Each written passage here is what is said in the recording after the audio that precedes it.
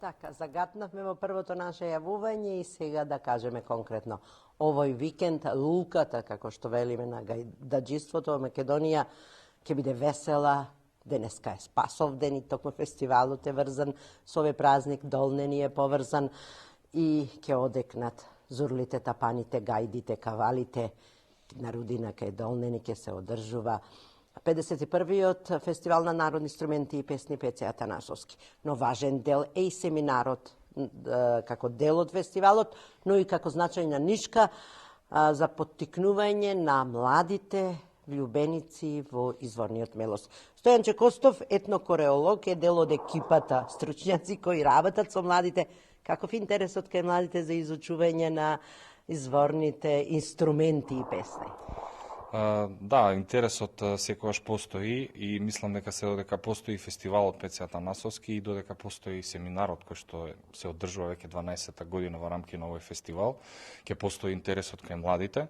Морам да кажам дека од година во година имаме различни млади луѓе кои што доаѓаат да ги изучуваат народните инструменти и народното пеење, како и секоја година, така и ова. Семинарот е под раководство на професор доктор Родна Величковска, која што работи народно пеење, потоа професор доктор Горан Чангелов, кој што е задолжен за народните инструменти, магистар Горан Василевски, кој што ќе има теоретски предавања од областта на етнологијата, и јас како дел од целата екипа, заедно со професорката Родна Величковска, каде што исто така ќе работиме на народното пеење и дел од народните инструменти.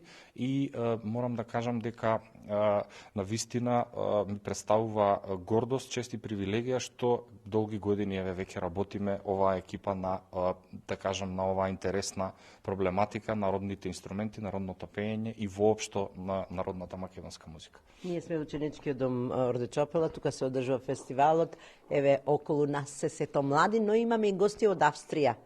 Се негува изворниот мелос. Така, имаме и гости од Австрија, тоа е оркестарот Александар, кој што го раководи нашиот драг колега и пријател Александар Арабаджиев, значи македонец кој што живее во Виена, во Австрија, и веќе неколку години овој оркестар функционира и работи. Тоа е оркестар составен од ентузијасти кои што ја сакаат македонската традиционална музика, повеќето се нели и странци, има и наши кои што живеат таму, и еве една покана до публиката во Прилеп, утре во 20 часот, на летната сцена на Домот на култура Марко Цепенков, да дојдат и да го проследат нивниот концерт, со тоа што и официјално ќе почне фестивалот за народни инструменти и песни Пеце Атанасовски, значи оној неофицијален дел, каде што ќе можат сите кои што сакаат да уживаат во традиционалната музика да повелат утре во 20 часот. Ете така, со нас е и млад гајдачија, Ѓорѓи од Неготино. Ѓорѓи Бекаров, зошто гајдата, еве ја гледаме, да подсетиме, заштитена е како нематеријално културно богатство во УНЕСКО, и каква е љубовта, како се роди? Па почнав така да свирам случајно, така се запознав со гајдата. И бев на одмор во Охрид и од еден мајстор таму од Охрид и случајно пробав гајдарка.